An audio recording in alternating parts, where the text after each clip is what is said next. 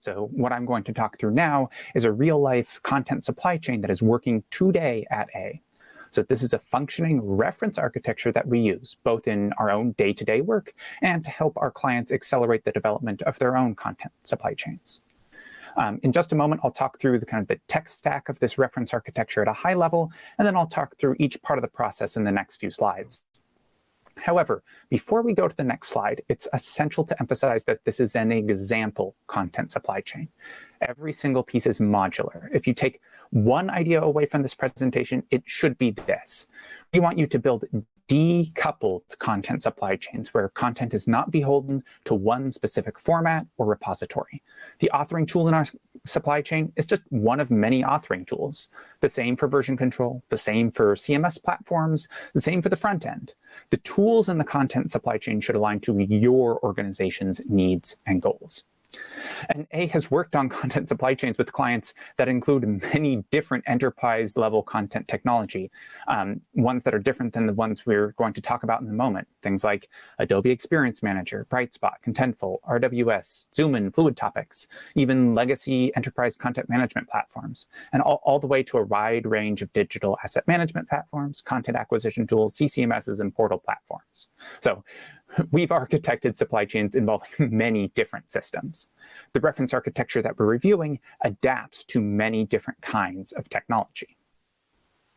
Okay, with that said, let's walk through this supply chain exemplar of the Opus reference architecture as it's applied to the content supply chain for marketing here at A. I'm going to start on the left with the structured authoring tool. In this instance, the authoring tool we use is Oxygen XML Editor. In Oxygen, we have a custom framework supporting templates that authors can easily edit to create new pieces of content. Content is then output in XML and PDF formats. Other formats can be output as needed, but XML and PDF are the ones that we are using today. Next is prepackaging content data. This system facilitates the processing of the XML and PDF outputs from the authoring tool by packaging the content data before sending it on to our version control tool, which is the next step in the supply chain. The authoring tool is connected to a Git version control repository. Whenever items are saved in the authoring tool, they are automatically packaged, again, that's by the packaging content data system, and committed into the repository. Once that change is committed to the version control system, a build process is triggered by the application automation system. When that's triggered, the automation process then passes the packaged content objects from version control to the continuous integration platform. The continuous integration platform, in turn, takes the XML content from the automation application and sends it onto our CMS, which, for our marketing content, is Kentico.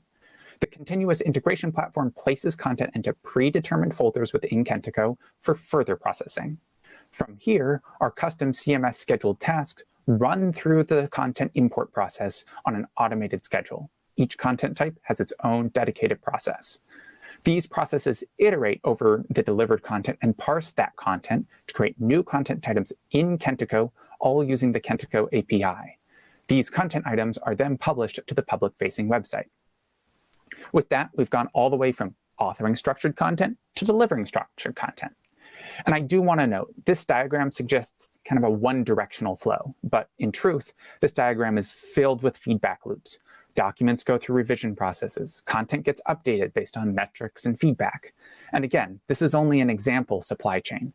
Whether you're using systems that are on this slide or not, whether you're moving away from systems like these, or maybe moving towards systems like these, it's the methodology and design that is at play that is really what holds the value here. Next, we're going to take a closer look at how each of these pieces of the content supply chain come together. Before we start building the content supply chain and putting the technology in place, we need to understand our content goals and methodologies. The ideal content that we want to flow through the content supply chain is modular, reusable, and personalized. The only way to do this is with content structure. That means defining a content model with content types and elements. It also means aligning the content model with everything else in the content supply chain. The way we define that alignment is through mappings. Mappings link our particular output channels or particular input source back to the content model. Defining content structure in this way synthesizes the foundational work that precedes the building of the actual content supply chain. Content types should be developed to align with the strategic goals of your content. Mapping should bring together analyses of system requirements and the data flow throughout a system.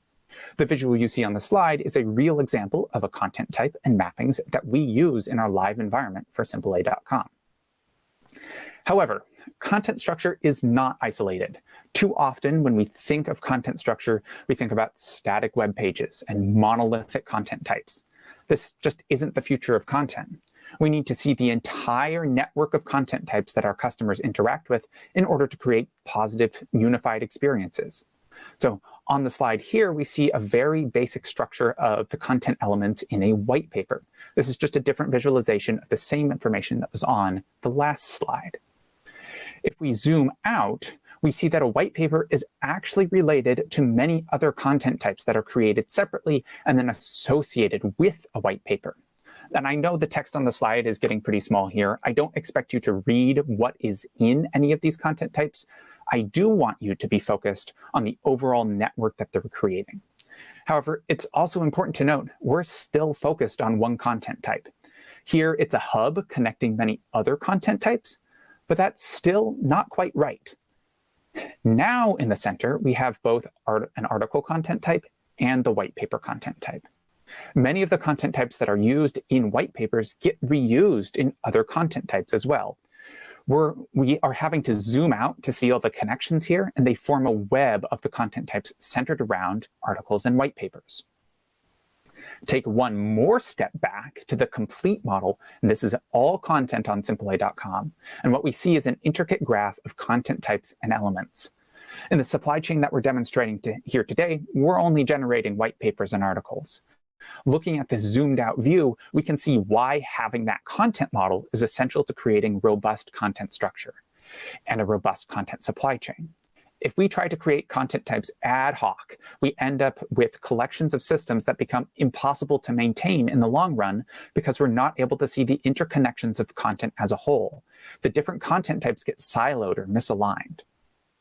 Okay, before we dive into the mechanics of the supply chain itself, I do want to take a moment to highlight the tool that drives the content model visualizations we just saw and see on this slide.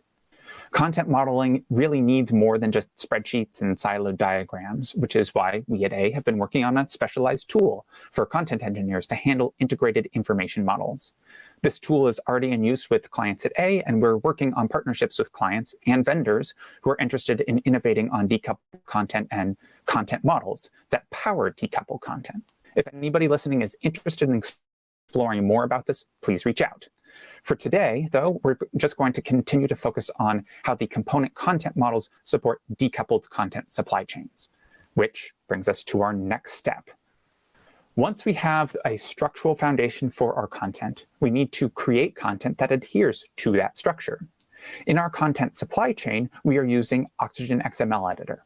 We align the content model to what is being authored based on a customized XML schema. However, we can acquire content from any tool as long as we align the content with our content model. There are a lot of innovative vendors working on content acquisition tools that have flexible schemas. A flexible schema means that we can apply our content model to those systems and author according to that model. Structured content acquisition is possible with Markdown and even with Word documents if you set up controlled styles effectively. Remember, we want our content to be modular and reusable. The only way we do this is by introducing structure at the time of authoring. The next step in the content supply chain that we're demonstrating is to transfer the structured content that we've created out of the authoring tool. Authors write white paper content in a structured way that needs to be converted both into a PDF and have select summary content displayed on a landing page on SimpleA.com. In the Oxygen environment, we execute the generation of the PDF. We then package the PDF and XML structured content to send on to our version control system.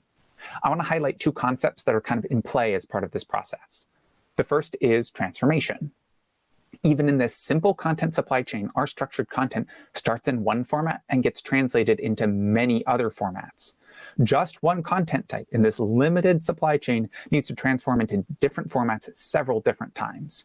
Transformation will happen here when we go from authoring to other platforms that manage content. It will also happen when the content is deployed to various channels for display.